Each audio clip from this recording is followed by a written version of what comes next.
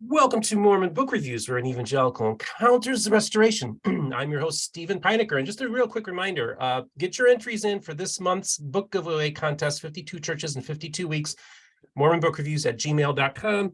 Put in the subject heading book contest in your name and address. I am so excited to have back on the program Mark Elwood, the author and illustrator of the Glass Looker series graphic novel. Welcome to the show, sir. Hey, thanks, Steve. Glad to be here. So it was really kind of a cool privilege because I remember last August, I believe, last summer, I'm getting in touch with you. And at first you're like, you're an evangelical, man. Like, and I don't know where you're coming from. And so I kind of explained, and then I earned your trust and you sent me, what was so cool was I got to interview Mark before your first volume came out, and you sent me a PDF.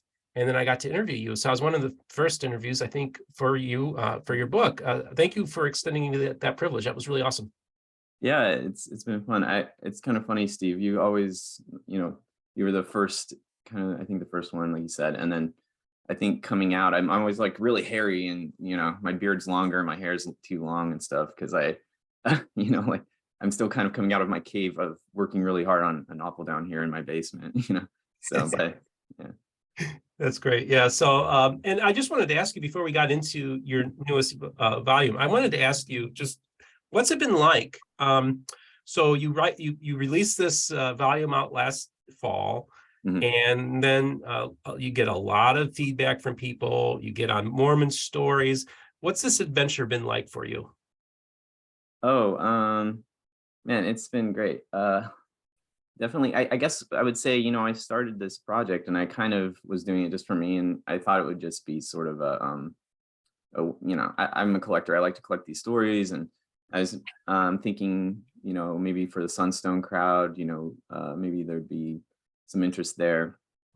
But I didn't realize it would kind of like reach so far and resonate with people. So yeah, it's kept me busy, and as soon as I could, I started on volume 2, and COVID hit, and then it was a adventure to get through the process. But COVID was both a blessing and kind of a hindrance, because whenever I had COVID, I could isolate and be like, sorry, you're gonna have to handle the cooking and the cleaning, and I'm just gonna be down here drawing, so.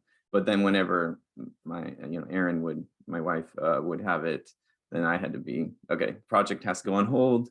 I got to take care of the family. So there's a lot of that back and forth. It went through cycles. So I did want to ask you a little bit, have you ever illustrated, is this the first graphic novel series that you've ever done? Or did you do graphic novels in the past? No, this is the first time. So you'll definitely see kind of my evolution, yeah, or like I kind of start to get it maybe a little bit better by this volume. I feel pretty proud of some of the artistic challenges I had to tackle in this one. But no, before that I was I did a lot of computer rendering of spacecraft for an aerospace company, actually. So oh yeah, that's right. We talked about that last time. I forgot. Exactly. Yeah, that's why I'm wearing the shirt. Yeah. So. Nice. So yeah, this is really fascinating. So folks, I finished this volume 2 of the Glass Looker just the other day, and it's really fascinating because your focus is, first of all, you have this cool, I would say almost homage to Arnold Freiberg in when you have Samuel the Lamanite up on the. There you go. And I thought, was that an influence, would you say, in this scene? Oh yeah, like if you look at some of the textures in the background there, like the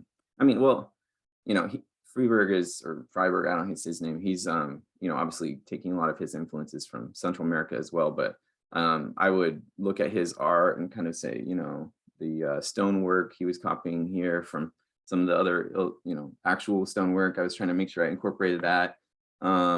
I think I might have even, I don't know if it made it to the final or not, but there's a particular guy with a cane with like some kind of pelican bird on it, and it may have got covered up by a text box. Oh no, I do have him there, but I ended up cutting that part out there. But yeah, definitely his work is amazing, and that is what I grew up on, and that's how I pictured, the Book of Mormon. You can see once he draws something and it propagates through the cartoons I grew up watching, and any sort of publications the church were putting out in the Friend magazine or whatever. So we know what Nephi looks like. He's got that headband, he's got the long hair, he's got he's got big muscles. So Yeah. As a matter of fact, when I did my interview with Jenny Champau of the Book of Mormon art catalog, we actually had that discussion where I had mentioned that you had brought that up. It's just really fascinating how much of an influence Arnold Freiberg played on the art. So this is the thing. So the story opens up with a Book of Mormon, Samuel Lamanite, and then this primarily is a story about many of the stories of Joseph Smith's money digging days. Now, I want to make it real clear to everybody that you take all the stuff that's out there. Some of these stories are apocryphal. Some of these stories probably didn't happen. Some of these stories have probably been exaggerated. Some of these stories are probably very accurate. You're just taking everything that's out there. And what's so cool is that you document each story. At the end of each story, you give the witnesses accounts of the story, and often word for word of what they said is what you put in there. Is that would that be a correct assessment? Yeah, that's fair, totally. I just try to, if the source says that something happened, I tried to just take it face value and illustrate that document. And I try to not make up too much, but you'll see, obviously, my own influence is coming through. I was telling Aaron just the other day, I was like, like somebody could take one of these stories and picture it completely differently, and that would be absolutely like totally okay. And this is just, again, this like Mark Elwood's representation of some of these treasure digging tales. So I don't know if that answered the question, but yeah. So it's like I said, it's richly illustrated. You kind of talk a lot about some of the occult practices that were used, even referencing the dark arts in this story. Maybe just talk a little bit about the magical occult stuff that you decided to integrate in this, and some of the symbology you use and stuff like that. Okay. Yeah. So this one does get, this volume gets a little darker. There's definitely a dark moment, and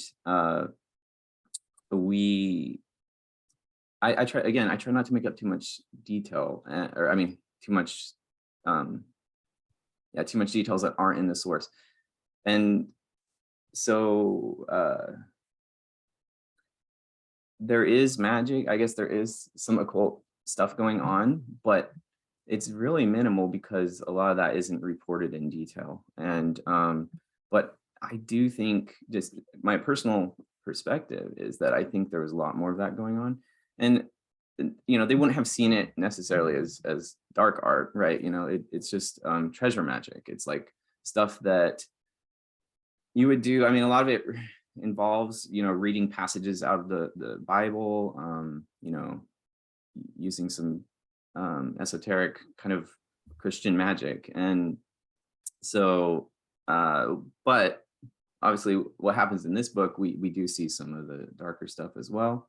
And I think if we were to go back in time and actually see a treasure dig, we would actually see probably a lot more, magic circles and parchments and prayers and talismans and things to help, whatever you can do to defeat the guardian or the demon that's kind of controlling that treasure you're after. So what's so fascinating too is in the story, you relay that basically this kind of stuff was pretty common. A lot of people believed it, but maybe kept it to themselves. So within the broader context of the world that Joseph was in, a lot of what we would call evangelical Christians were also practicing these things. So when people try to go after Joseph's character, they don't realize that this was actually pretty common, especially in rural America. Yeah, just for a short period anyway. I mean, it definitely continues, but it became less acceptable as it went on. And I think we've got a really good quote in there by Porter Rockwell, where he's like, yeah, everybody was doing it, but nobody really wanted to own up to it.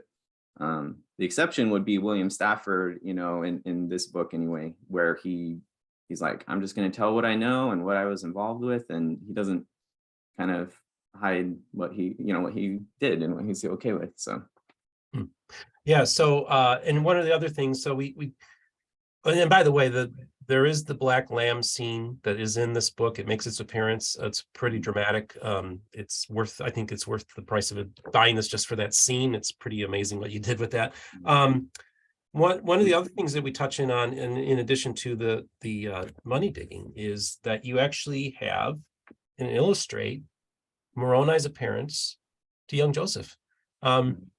I think it's pretty historically accurate.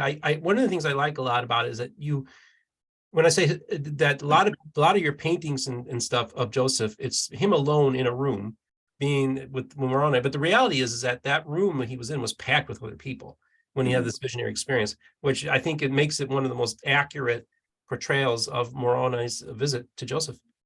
Oh, thanks. Yeah, like I tried to show, like, when he first appears and then gives his speech, and Joseph looks around and like everybody's still sleeping. So yeah, it's again kind of my own take on what I wanted him to be almost frightening, because obviously Joseph says at first he's scared, and I've read a lot of treasure stories where there is an appearance of a ghost or a little creature, in someone's dream, and they appear a couple times, usually 3 times, and I just wanted to capture a little bit of the magic, and I tried to focus, like, I think maybe what people might wonder is, like, why did I choose to portray it this way? And I feel like I'm trying to capture as much of the magic as I can now, as Joseph's understanding of what he's experiencing grows. Our angel will change. Today, Mormons versions of angels are like, clean shaven. You might as well just put a tie on them. I mean, they're like, these very, are muscly kind of guys in white robes. And I think we'll get there, but I think my Moroni will take different forms throughout these stories. Just so you all know, folks, this is the Moroni on the cover, so that give you an idea of how he's portraying him. Yeah. So I also, I think it's interesting because there's been a lot of controversy that they're no longer doing the Pynakker pageant, and they're now they're going to be planting trees on Hill Cumorah now. And actually what and I always forget this, that thing was covered with trees, and you show that in there. And so actually the new Cumorah, if you will, that will be different, will actually probably look more like it did during Joseph's time. Would that be an accurate statement? Yeah. My understanding is that whenever, I forget who was it Bean who's out there, he actually, as got missionaries, planted the trees that we actually see right now. So if you look at the old photos of the hill, it's pretty much nothing on it. Emptied out. But from my understanding is that it was covered in trees. And I've had a chance to kind of walk around on there, and took photos and things, and it was fun to kind of like go off the path and kind of walk around in the trees there. Did you ever go to the Pynakker pageant by chance? I didn't, or I never have. Have you done that, Steve? Oh no, I wish I could have. I feel so bad you're not doing that anymore. You can watch it on YouTube, right? Or yeah, I don't know. There's something about being there though. Like I couldn't wait to, like I actually ran into a police officer at my local Costco, and we started talking. He said, "Yeah, I used to do security for the Hill Cumorah pageant." And he's not Mormon. He said, "But you had all those evangelicals holding signs and saying they're going to hell." And I said, "Yeah, that's Team Evangelical. That sounds about right." Yeah. So yeah, it's kind of a shame. That I think that was something that made, I mean, I don't know, it was probably pretty weird, but also, like, I think it was a shame for the community, probably, because it brought in a lot of tourism and interest in kind of the historic sites. And I don't know, I haven't been back that much, but like there hasn't been as big of crowds. I mean, it's been COVID, so who knows. So Arnold Freiberg obviously was an influence on you, but can you name me a few other artists, graphic novelists that have been influential on your work as well? Sure. So you know, when I first started this, I started picturing, um, well, let's see. I might have to go get my graphic novels off the shelf there, but um, put me on the spot. Oh, Yeah, Hellboy. Have you heard of Hellboy before? oh yeah. So the reason I like that is the artist whose name I'm having I can't remember his name right now. It's Mike Magnola. He you know, he takes like legend and lore, and he's kind of doing similar things. I mean, he does, obviously Hellboy is like the superhero character, but it is really cool that he takes like these real world lore and stories and kind of illustrates them. And I always thought that was cool. And you know, I'm not him. Definitely can't copy his style. It's really cool. Very you know, severe, harsh blacks and whites and things. But he was definitely, when I started off this project, I was very into that idea. Of course, there's, you know, I mean, some of the things that influenced me were those little like illustrated classics. Have you seen those? You know, there's a page. It's basically you read a little bit of like The Time Machine by H.G. Wells, and there's like a picture next to it on each page. When you're a kid, that stuff, I ate those things up. And of course there's other graphic novels they did that were more traditional graphic novels that also are the illustrated classics. You know, it wasn't a huge area for me, but I just realized, being a visual artist and sort of I did a lot of sequential art in school, and taking like scripts and turning them into storyboards and things like that. I realized that this would be, you know, the next best thing that we could have to a movie about Joseph's treasure digging. You know, you can portray a lot of information quickly with an image. And so I was like, you know, this is a good way to tell this story. I've never illustrated a graphic novel, but I'm in the right place, right time. I'm going to give it a go, you know? Yeah. So, And I just wanted to, and I actually want you to kind of preview about what's coming forward, but I wanted to ask you, yeah. you know, there's another graphic novelist who came out with Joseph Smith and the Mormons, Noah Van Sciver. I interviewed him. Unfortunately, we had some technical glitches that makes it almost unwatchable. So I want to have him come back on to talk about this. So Noah, let's get together soon. I find what I found interesting is like he has its gold pages. What I found interesting is that when you sent me the envelope that this came in was in a gold envelope. I thought that was a really nice touch. Noah's got some interesting things going on in this book. What did you think of it? Okay, well, I am a big fan of Noah's, and we did kind of communicate just briefly through email. Whenever I started my project, I was like, you know, I was looking to see if something existed, and I found an interview where he was working on this, and I'm like, hey, you know, like, I'm doing this thing, you're doing this thing, and he was very kind. He said, you know, our projects are very different, and you know, different styles. We're tackling different issues, and now, to be fair, I do this weird thing sometimes where I'm like, I don't want to accidentally glean information from or whatever, or stylistically from Noah. So I have his book over there, but I've cracked it, you know, flipped through a little bit, but I haven't actually like digested it, because I want this, my vision to stay true, you know. But yeah, I'm so looking forward to it. It looks amazing. It's a beautiful book. The texture of the cover, you know, it's amazing. So. It's really awesome volume. Yeah, it really is great. And then, you know, one of the things that I had one of the funnest videos I got to do, one of my funnest book reviews, in addition to my takedown of the God Makers, was when I did a double review of Jack the Enchanter and your graphic novel. That was fun. Have you had a chance to take a look at this? Yeah. What'd you think of this? I mean, the art style is pretty cool. I love that stuff. I don't know. It's got a place, you know. I think growing up, I went on my mission in the South, and so we got those chick tracks all the time. It was kind of a challenge to see who could collect the most, and you know. So yeah, I don't know. I mean, it's just the problem with them, of course, is their propaganda, very slanted, but still, it's kind of neat. Sometimes it's cool to see stuff, someone taking a stab at a story that's never been illustrated before, right? Yeah, yeah. So it's interesting stuff. It's, different people, like, this is highly anti-Mormon in every way. And I kind of did a double review of yours and that, and kind of said, praised your work and said, and this is how you not do a graphic novel in many ways, in the sense that it is very propagandist, a lot of propaganda in there.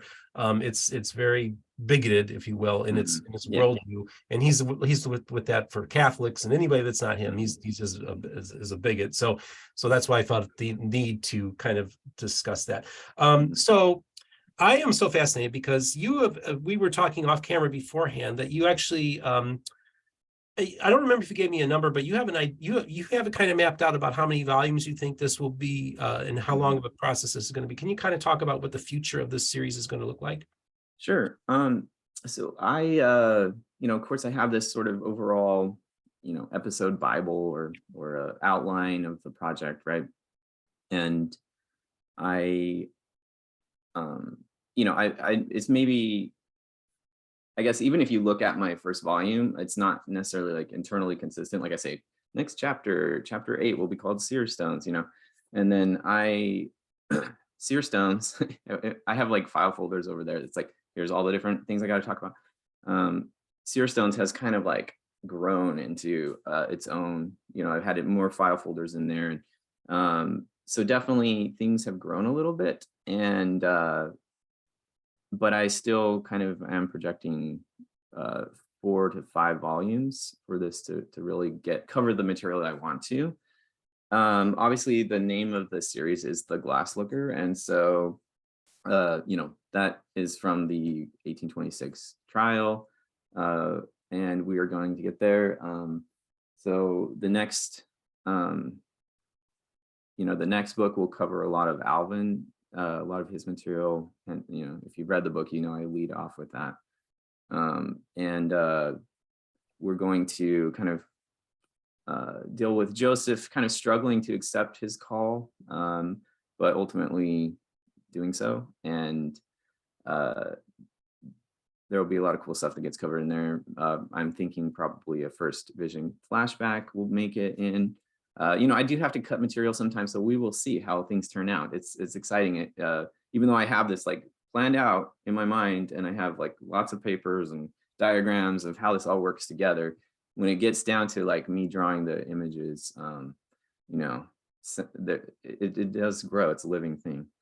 Yeah, it hurts me when I have to cut a scene. I have a soft camera here, but I have these are the original artwork right here. Oh wow. And I have in here a cut scene that didn't make it to the final. So yeah, tragic. It is. Oh man. Well, maybe it might make it into like, I kind of like, maybe I'll do something like George Lucas does, where you like go back and like make a new edition, and we'll have expanded stuff. Oh yeah. Yeah. Why not? Yeah. So yeah, I one of the things we talked about the other day was, of course, your goal is to release a new edition every September 22nd, and of course you were able to do it on your first one. Yeah. And you obviously there were some delays, but what part of it is that first of all, this is a much larger volume, so it's like 100 pages longer, and so you maybe describe as to the process as to why it took a little bit longer. But the most important thing for you was not to reach a deadline; it was to get it right. Yeah. Yes, and that is true. That is the ultimate goal, was to, because sometimes I would feel the pressure. I'm like, obviously I felt the pressure. I was like, man, people are waiting on this. I got to get it out, but I wanted to make sure it was right. And then also there's a lot of reasons, Steve. What should I'll feel like I'm making a lot of excuses, but really it was just, ultimately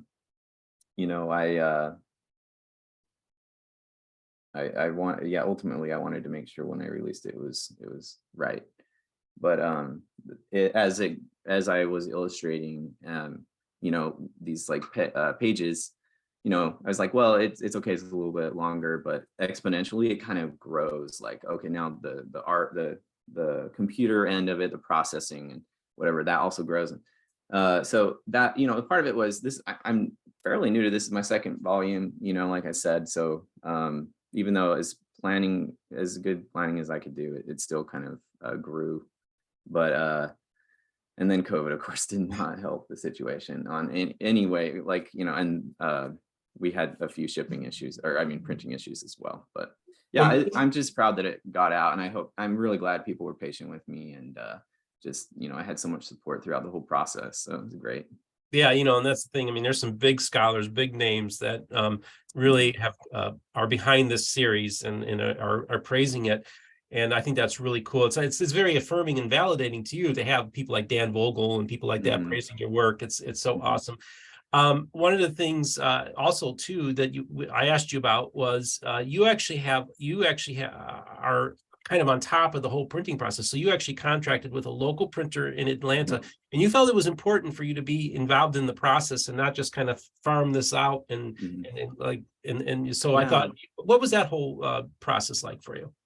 Yeah, I got involved with a writers group here, and just trying to learn, how to put together stories and things.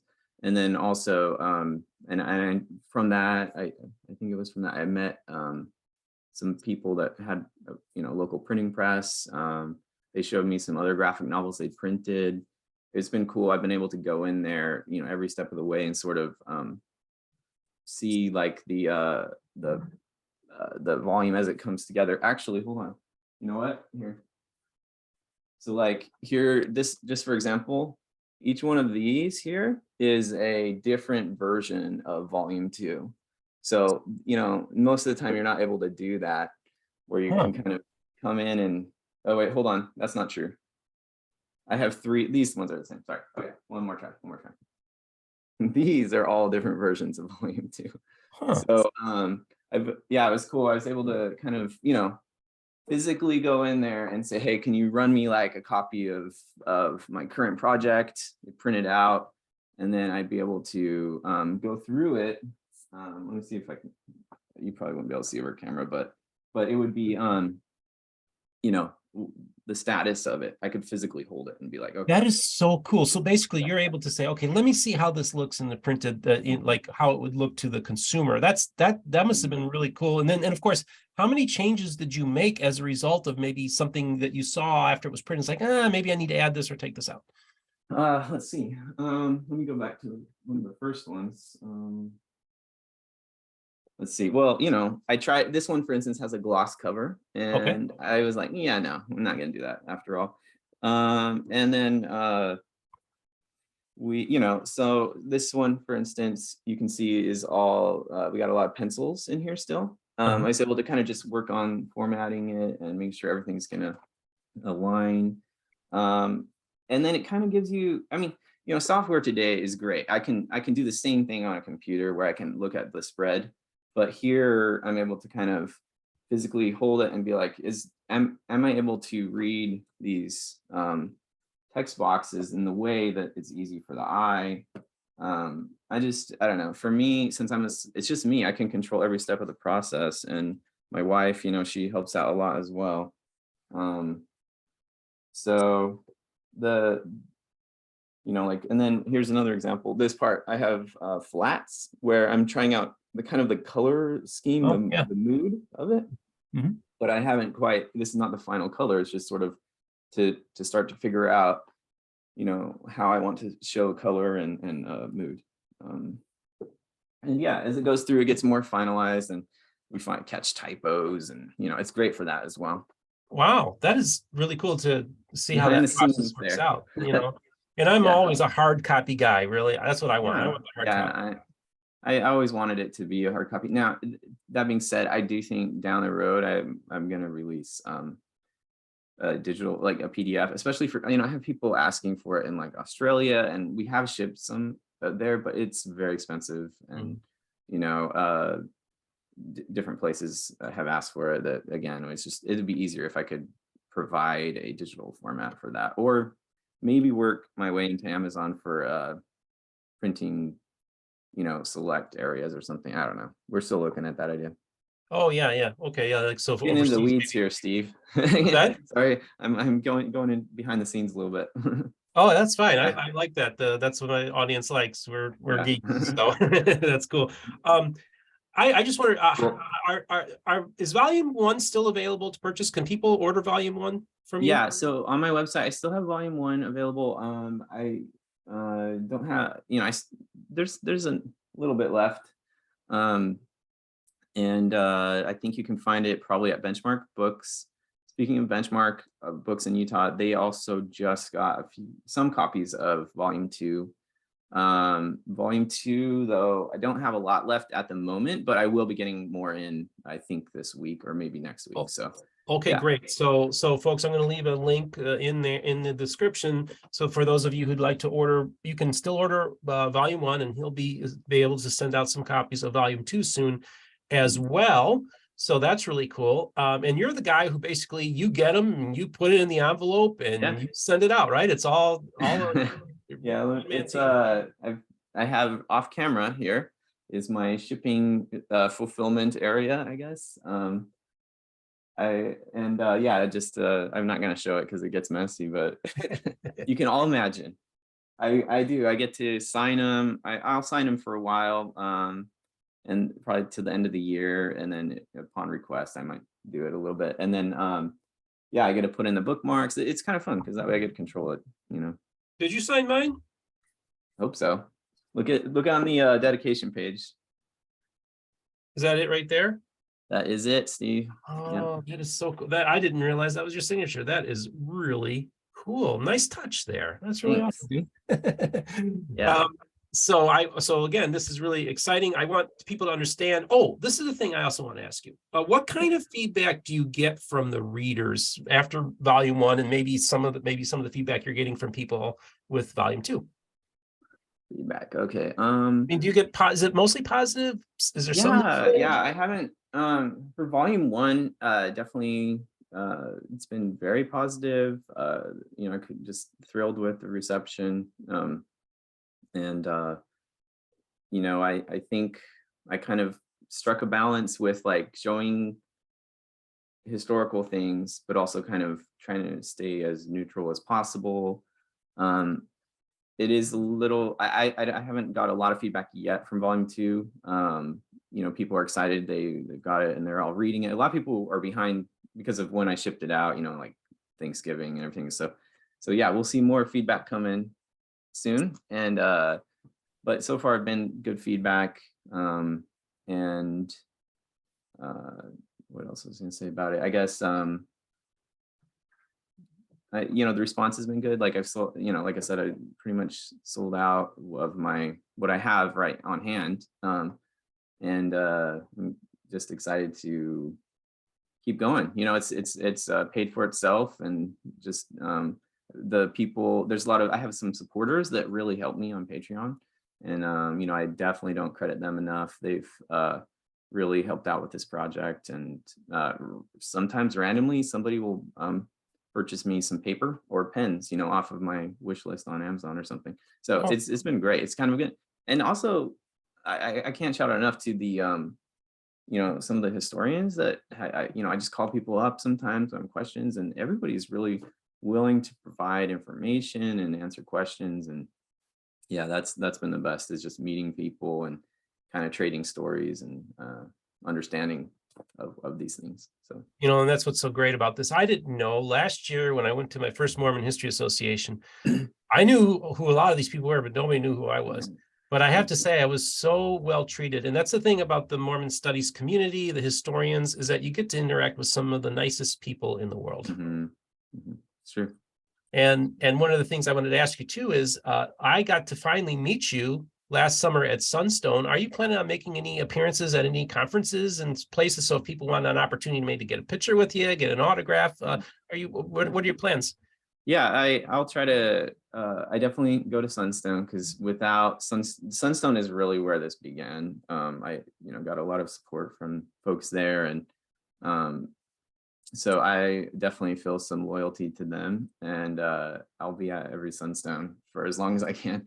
And then I usually hit up the main ones. I'll do John Whitmer if I can, and MHA, and usually those are the 3 that I hit. Well, I don't remember where they are this year though, but isn't there one coming There's a Rochester one, right? Coming up. Yeah, Mormon History Association is going to be in Western New York next. Okay, yeah, June. that's I vaguely remember I was planning on that. So yeah.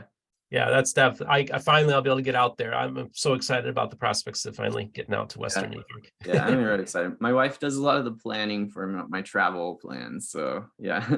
That's cool. That's cool. Amazing. She's definitely also off camera, not really physically here, but just always behind the scenes helping me with this project. So yeah, I said earlier a one-man operation, but your wife has Oh. probably played a major role in this as well, and you're probably very grateful to her.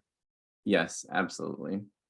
She helps me just manage, orders coming in and emails and things that making sure that I'm staying on task too. She's good at that. That's great. That's great. Well, folks, if you're looking for, this is the month of December we're in, and it's that season, Christmas time. So if maybe you got somebody who's really, really into graphic novels and also really, really into Mormonism, this would probably make a great stocking stuffer. So please. It won't fit in a stocking, Steve. What's that? It won't fit in a stocking. Oh, yeah, you don't want to damage it. That's true. Yeah. Yeah. So but actually, I do have on my website too a bundle deal I just put up this morning. Where if you buy 1 and 2, it's like $5 off or something. All right. So the button. How long is the bundle deal going to be gone? For a long time. Okay. So folks, take advantage of this. We'll call it a Christmas bundle deal of the Glasslookers volumes 1 and 2. You save yourself $5. Sounds like a great Christmas gift you can give, and all that. So I just want to thank you so much, Mark, for coming on the program. It was really cool making friendships with people, and my channel is much bigger than it was when I first interviewed you. It was so funny when you were on Mormon Stories. I get somebody say, "You got to get this Mark Elwood guy." I said, "I already interviewed him." So often people go, "You got to interview." Like, already interviewed them. So but people need to go back and look at our old things. So I'm going to leave a link in the description for your page. I'm also going to link up at the end screen my book review of The Glasslooker, Volume 1, and any other links that would be of interest to the audience will be in the description. I also want to remind you folks that for those of you who want to financially support the channel, there will be links for PayPal as well as Patreon. And also we have the merch store, MormonBookReviews.com. We have hats, we have mugs, we have t-shirts, you name it. And so that's another way you can help us as well. Mark, thanks for coming on the program. Thanks, Steve. It was awesome to see you again. And folks, just remember the most important thing. All the voices of the restoration will be heard here on Mormon Book Reviews.